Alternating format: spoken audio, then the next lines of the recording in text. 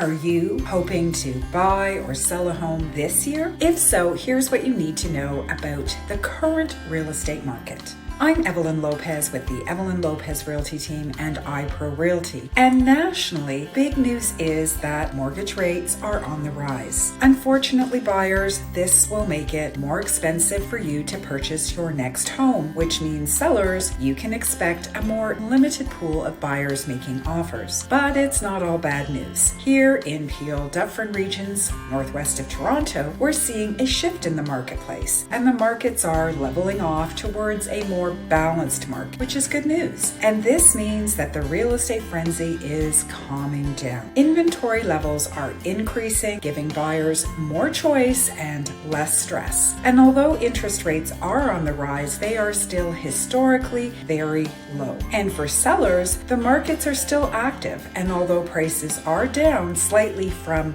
earlier this year, prices are up year over year. And there is a great opportunity to drive demand and higher sale prices for your home. To learn more about what's happening in real estate, check out our blog post. You can find a link in the caption. Then reach out with any questions specific to your situation or to schedule a free consultation. We're here to help.